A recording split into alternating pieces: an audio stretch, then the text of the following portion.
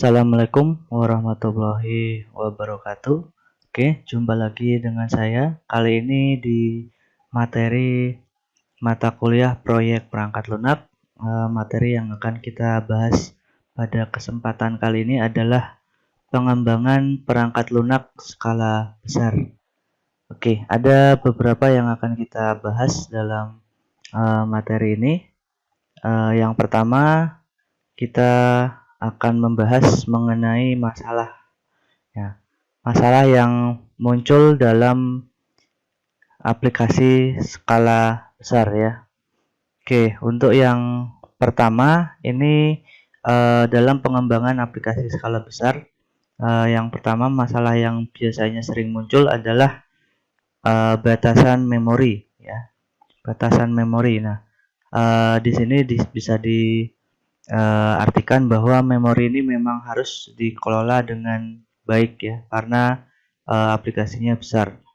Kemudian masalah yang kedua biasanya muncul adalah batasan waktu. Nah, waktu ini biasanya ada waktu untuk menunggu rebuild atau compile time yang cukup lama ya. Jadi ketika kita istilahnya running program untuk skala besar ini biasanya membutuhkan waktu yang cukup lama.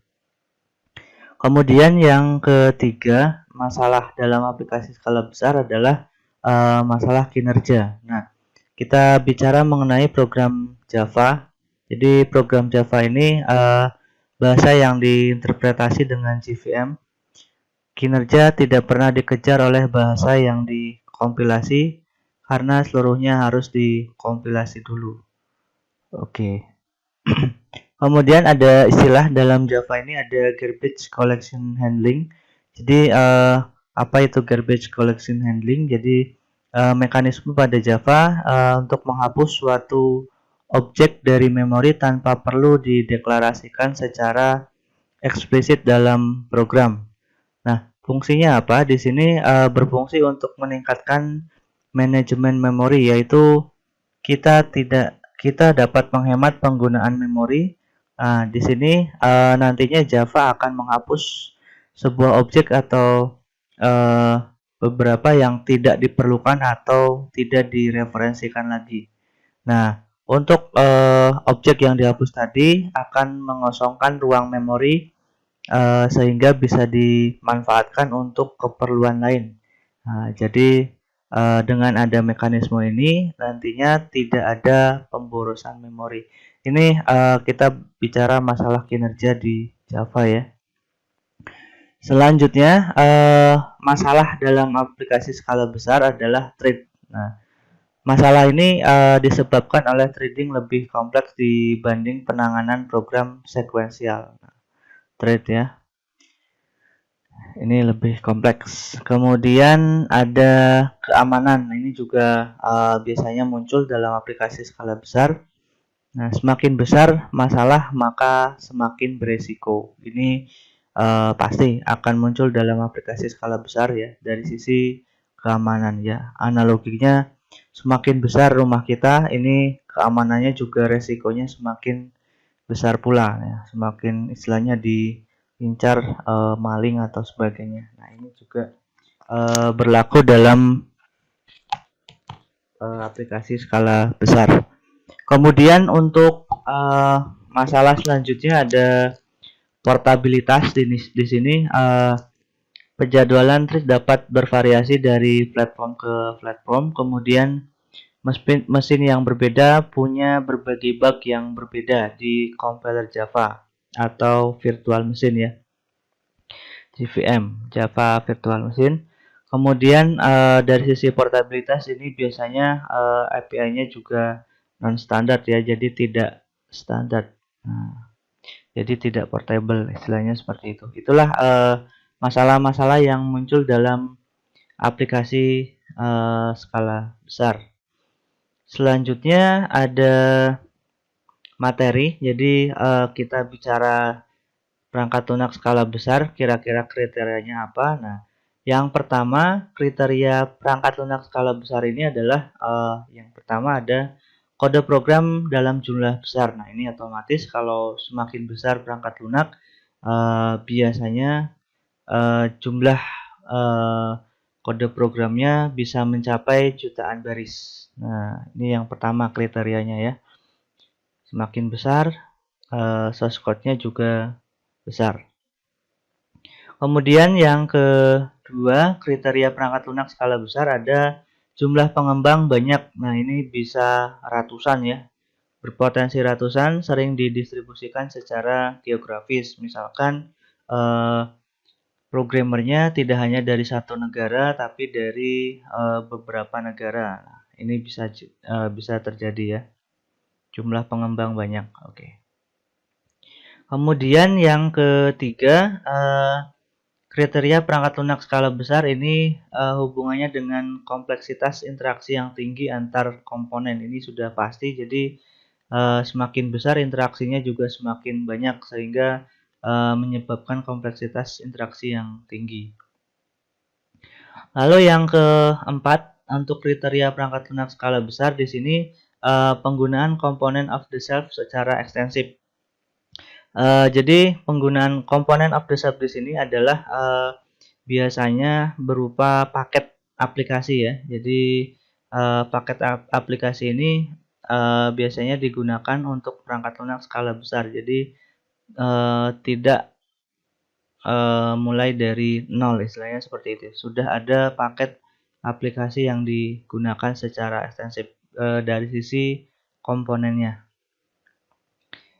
Oke, selanjutnya untuk kriteria perangkat lunak skala besar ini biasanya menggunakan beberapa bahasa pemrograman ya. Jadi tidak cuma satu bahasa, tapi bisa beberapa bahasa pemrograman dikombinasikan di sini.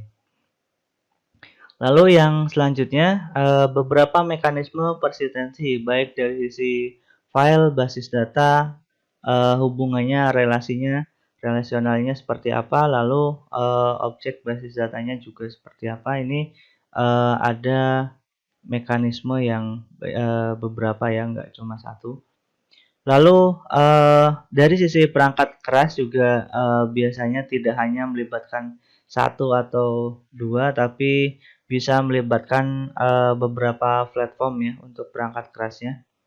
Jadi semakin besar perangkat lunaknya, maka perangkat kerasnya pun akan mengikuti di sini. Lalu selanjutnya distribusi komponen melalui beberapa platform perangkat keras. Nah, ini proses distribusinya melewati beberapa platform perangkat keras. Lalu kriteria yang terakhir ini kriterianya atau konkurensinya tinggi di sini ya. Konkurensinya tinggi. Oke, itu tadi kriteria perangkat lunak skala besar. Selanjutnya, nah kita ke contoh nih. Contoh sistem skala besar. Nah, ini di Syracuse terdapat dua perangkat lunak skala besar yang berhasil diimplementasikan. Nah, ini yang pertama ada Over the Horizon Radar (OTHR). Ini terdiri dari 3 juta baris kode. Nah, ini baris kodenya sangat besar ya. Kemudian sebagian besar ditulis dalam bahasa Fortran, C, dan beberapa bagian menggunakan bahasa assembly. Nah, ini tadi masuk kriteria skala besar ya. Beberapa bahasa pemrograman, kemudian jumlah source code-nya, baris kodenya juga banyak, sekitar 3 juta. Lalu perangkat lunak yang kedua yang masuk skala besar yang berhasil diimplementasikan ada BSY-2. Ini perangkat lunak sistem manajemen pertempuran kapal selam yang beberapa kali lebih besar dari OTHR. Jadi lebih besar dari yang pertama ini. Kemudian untuk bahasa pemrograman sebagian besar ditulis dalam bahasa pemrograman ADA ya. Bahasa pemrograman ADA ini namanya ADA. Nah, bisa kita hitung dalam 5 juta baris sistem ini membutuhkan kita akan hitung pengembangnya ya. Kalau 5 juta baris kode di sini, ini hubungannya dengan jam kerja, kemudian hari kerja. Nah, jika dibagi 5 juta efektif dalam 1 bulan itu per harinya bisa efektif 22 baris kode per hari ya, dikali 1 dibagi 240. Nah, kenapa 240? 240 ini waktu kerja efektif dalam 1 tahun ya, per tahun, per year. Nah, sehingga didapatkan 947 orang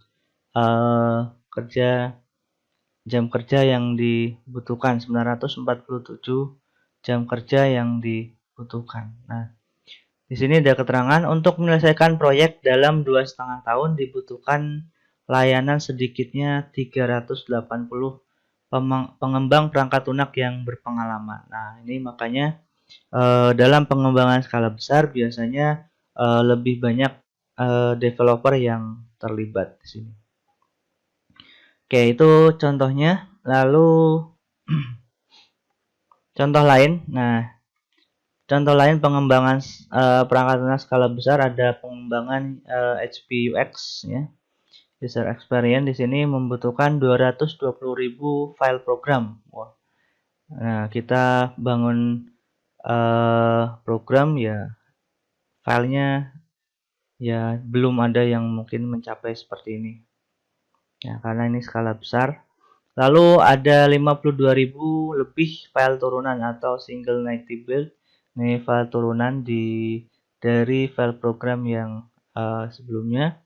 Lalu 900 lebih user account. Lalu disk space-nya lebih dari 1 tera. Terdapat lebih dari 2,5 juta versi. Lalu penggunaan branching dan merging yang besar.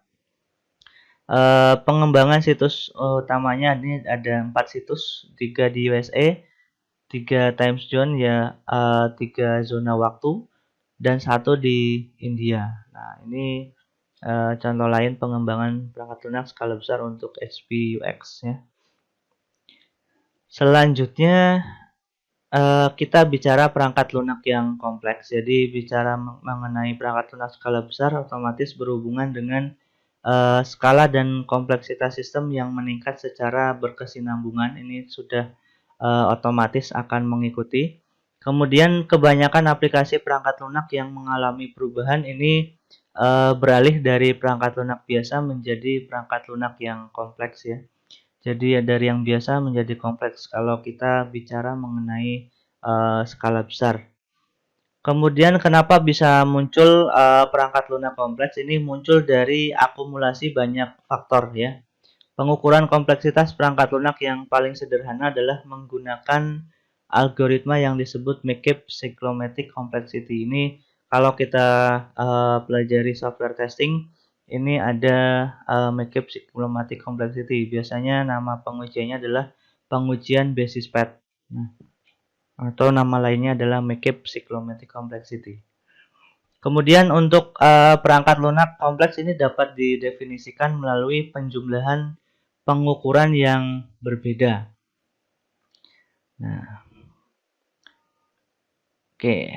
Nah, ada juga dalam perangkat lunak skala besar istilah ULSS. Jadi Ultra Large Scale Software Development di sini adalah sebuah term yang digunakan di bidang computer science, software engineering, dan sistem engineering yang merujuk sistem perangkat lunak dengan skala yang belum pernah terjadi sebelumnya. Nah, jadi kalau kita menemukan perangkat lunak yang belum pernah ada sebelumnya, nanti ini bisa dikatakan sebagai ultra large scale software development. Nah, ini bisa kita lihat dari dimensi, beberapa dimensi. Yang pertama ada baris kode ya, source code-nya jumlahnya berapa baris. Lalu jumlah data yang disimpan, diakses dan dimanipulasi ini lebih besar dari yang sebelumnya. Lalu jumlah koneksi dan kebergantungan ini juga lebih besar. Jumlah elemen hardware yang terkait ini lebih banyak ya. Selanjutnya jumlah elemen yang terhubung dengan komputer ini juga lebih banyak yang terhubung. Lalu jumlah tujuan sistem dan persepsi pengguna terhadap tujuan. Nah, ini juga semakin banyak ya. Ada juga jumlah proses rutin, interaksi, dan perilaku yang tiba-tiba muncul. Ini dimensi-dimensi yang menyatakan faktor dari ULSS tadi. Nah, kemudian jumlah kebijakan yang terkait atau overlapping. Nah, kalau yang terakhir ini jumlah orang yang terlibat, ini juga dimensi. Semakin banyak orangnya dari perangkat lunak sebelumnya, maka bisa dikatakan telah terjadi ULSS, Ultra Large Scale Software Development ya, seperti itu.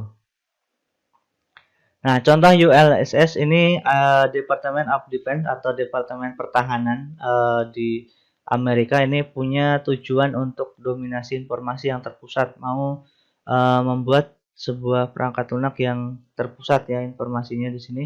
Tujuan ini bergantung dengan berkembangnya sistem kompleks dengan ribuan platform vendor ya di sini, vendor, decision node, senjata dan petarung yang terhubung secara heterogen melalui jaringan kabel atau wireless. Nah, di sini banyaknya agen manusia dan sistem komputer yang terhubung dengan sistem keuangan pasar global sangat besar adalah bentuk ultra large scale system. Nah, ini contoh dari ULSS. Nah, sistem perawatan kesehatan di US adalah bentuk ultra large scale system. Nah, ini juga salah satu contoh sistem perawatan kesehatan di US ya, yang membangun infrastruktur kesehatan skala nasional. Jadi saling terintegrasi secara nasional. Kalau di sini mungkin masih berbeda data atau perangkat lunak yang digunakan antara satu rumah sakit dengan rumah sakit ini belum terhubung. Nah, kalau di US ini semuanya sudah saling terhubung ya.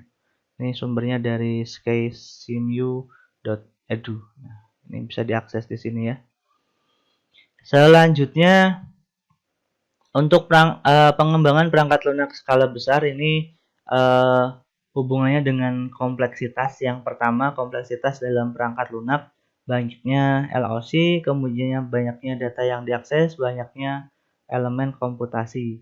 Lalu kalau dari sisi kebutuhan, ini kompleksitasnya hubungannya dengan banyaknya kebutuhan, perubahan kebutuhan, lalu ada kebutuhan yang saling bertentangan atau kebutuhan yang konflik.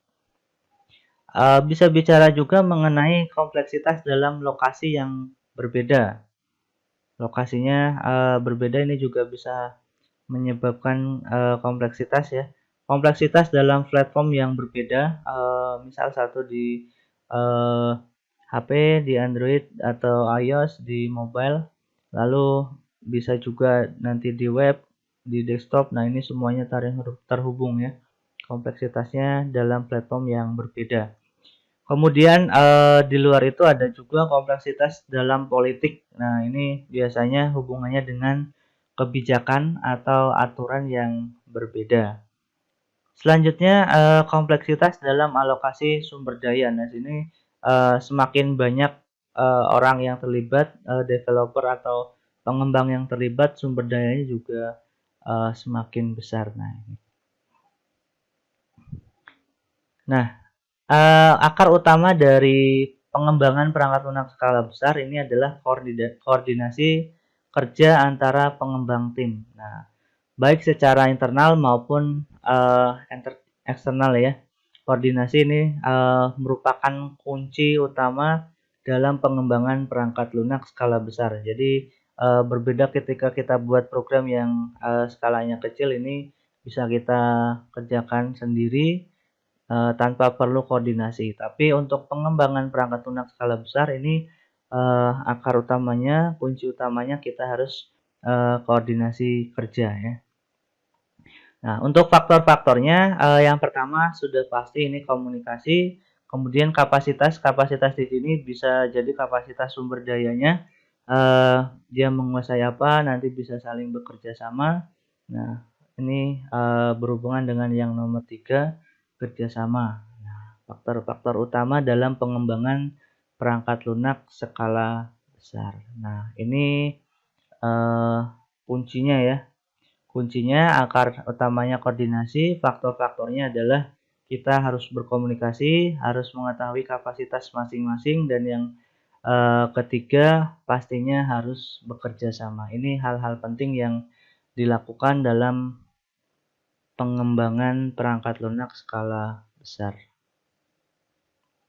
Oke, kemudian bagaimana kunci untuk mengurangi kompleksitas? Di sini ada dengan dekomposisi, kemudian setelah itu dekomposisi lagi, kemudian didekomposisi lagi. Nah, ini kita perlu membreakdown dari yang besar tadi menjadi beberapa bagian, sehingga dilakukan proses dekomposisi ini sehingga kompleksitas ini bisa berkurang ya.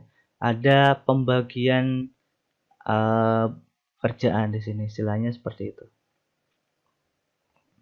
Nah, dekomposisi perangkat lunak sehingga nantinya didapatkan setiap komponen ini kohesif, jadi hanya melakukan satu operasi ya.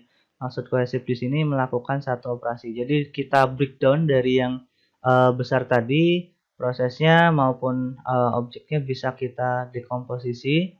Kemudian yang kedua, setiap komponen punya coupling yang rendah. Nah, ini kita bicara mengenai low coupling high cohesion ya. Jadi tanggung jawabnya tinggi, responsibility-nya tinggi, kohesinya rendah. Jadi dia bisa punya hanya melakukan satu operasi yang fokus. Nah, istilahnya seperti itu. Ini yang satu dan kedua ini saling berhubungan ya. Bisa kita kaitkan dengan konsep low coupling high cohesion.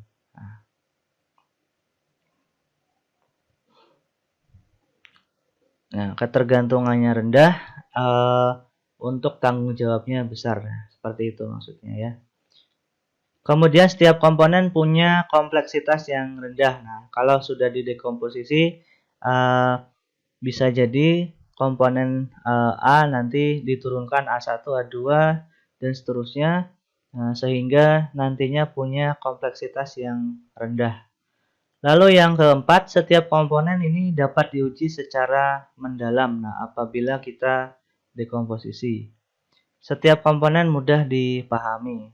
Lalu operasi yang benar dapat didasarkan pada kepuasan. Ini berdasarkan prinsip KISS, keep it short and simple ya.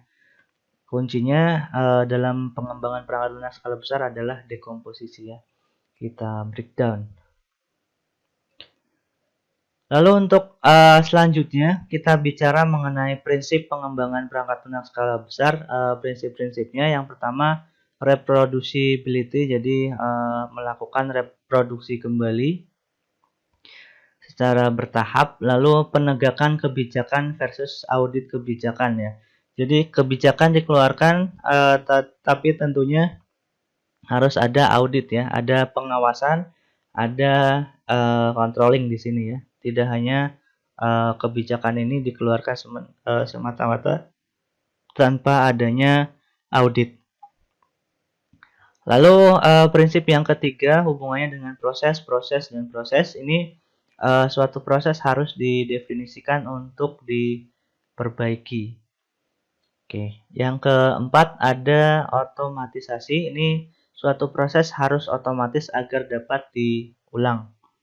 Lalu yang kelima, integrasi dalam dan pengujian fungsional ini berkelanjutan. Oke, hubungannya dengan prinsip pengembangan perangkat lunak skala besar. Oke, demikian yang dapat saya sampaikan mengenai pengembangan perangkat lunak skala besar. Jika ada yang belum jelas, boleh ditanyakan di komentar di bawah ini atau bisa ditanyakan di forum yang sudah disediakan. Terima kasih. Demikian kurang lebihnya saya minta maaf. Wassalamualaikum warahmatullahi wabarakatuh.